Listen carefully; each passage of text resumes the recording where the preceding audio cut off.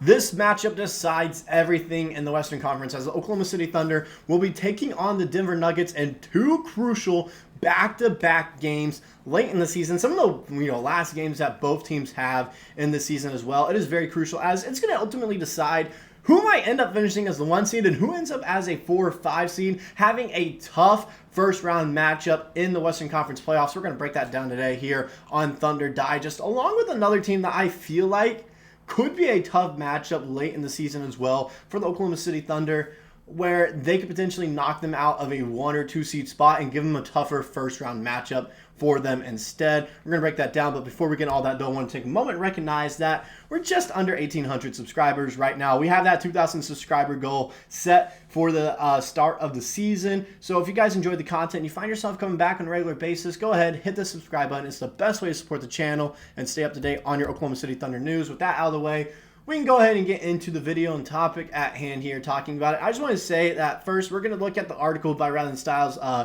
that just recently came out as well, talking about this matchup, because I do think he kind of hits the nail in the coffin here, nail on the head, with what this series really has at stake. So we're going to go ahead and get into it right here. Despite the Westbrook trade being in the rear view and the future Hall of Fame point guard gearing up to play for the 6th team of his career, his return is always a circle on the calendar date in Bricktown. This reception is always loud and loving, though when he comes to town with the Denver Nuggets, it represents a pair of unusual circumstances. Oklahoma City will welcome in their divisional foes on March 4th and 5th for their final 2 meetings of the season series, which starts on opening night on October 24th as a precursor to the November 6th date to get the 2 tilts in the Mile High City out of the way.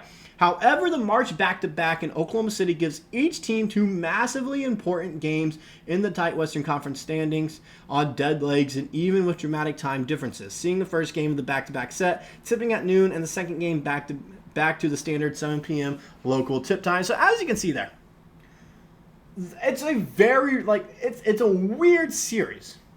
Because we play them early on the season, get their first 2 out of the way, then we don't see them until late in the season with 10 games left.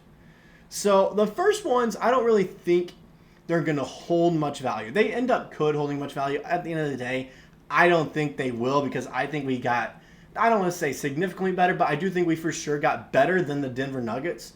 All right, because Denver, they lost KCP to Orlando, and he was a huge part, a bigger part than what people realize for the Denver Nuggets. He really was an important piece of that team. He was a definition of what a role player should be. Yes, they got Russell Westbrook instead.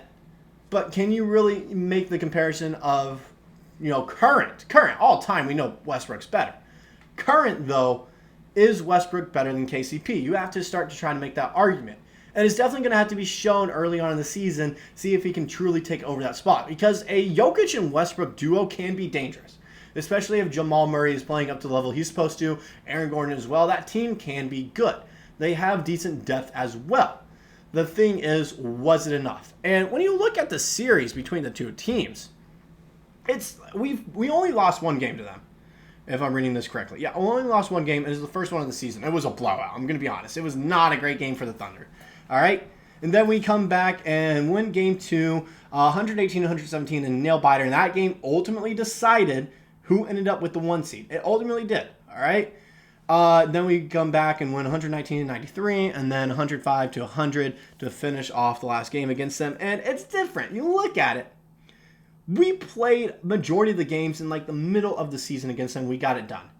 Now we play 2 in the beginning, then 2 at the very end pretty much. It's just weird to look at. And the other team that I feel like we have to look out for that ultimately could decide who's going to finish as the 1, 2, and 3, maybe even 4 as well, is the Minnesota Timberwolves, of course. I'm not including the Dallas Mavericks just because I feel like we know what the Mavericks have.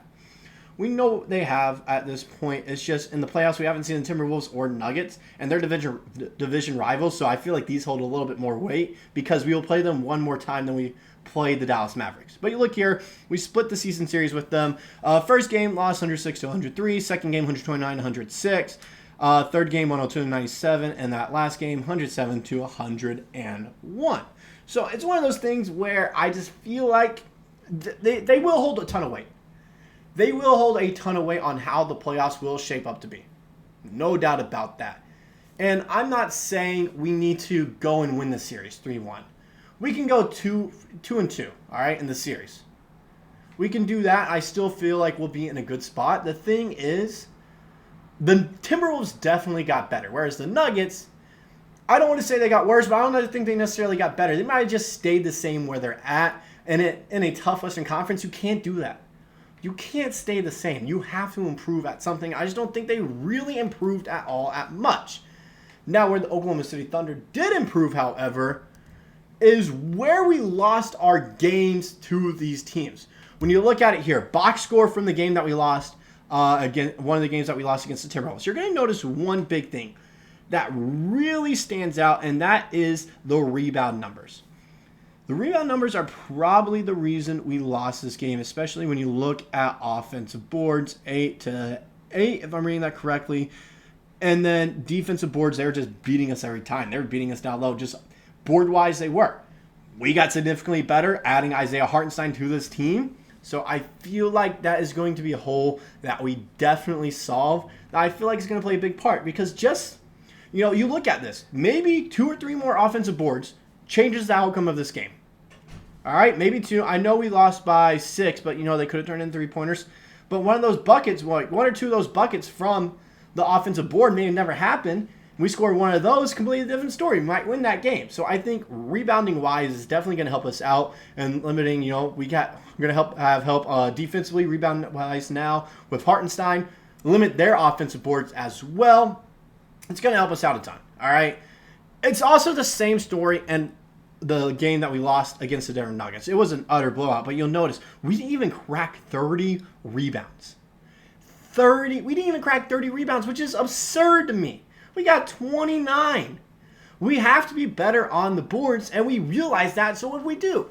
We immediately went out there and signed a dude that's instantly going to help us out on the boards, whether he's a starter or not. And I think he should be a starter. I've made that very clear now. I think Hartenstein should be a starter. But no matter what, he's going to help us out on the boards. No matter what. And this is the reason you saw us lose a few of the games that we did last season. Because we didn't have any help rebounding the ball besides Chet Holmgren. And you can throw Josh Giddey in there as well because he's our second biggest guy out on the court. So, of course, he's going to be down there, trying to box out and get boards. All right? Now we got Isaiah Hartenstein, who is a better rebounder than Josh Giddey.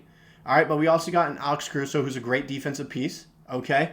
Who's going to be physical and box people out. Lou Dort's also going to be physical. J-Dub. You have all these guys that should help you out rebounding-wise now, where it's also going to space out the floor for more opportunities for other guys to come in here and crash the boards. Isaiah Hartenstein and Chet Holmgren are going to be the main guys down there in the paint trying to clear out the lane.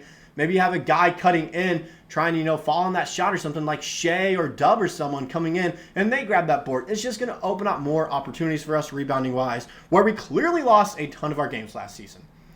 And if we can fix that problem, I think ultimately we will go 3-1 in these series. We should take them. We should be the clear-cut best team in the Western Conference just because I feel like we made moves that made us better than everyone else. The big thing is the rebounding. Like I said, the rebounding is the big thing. We got better rebounding-wise.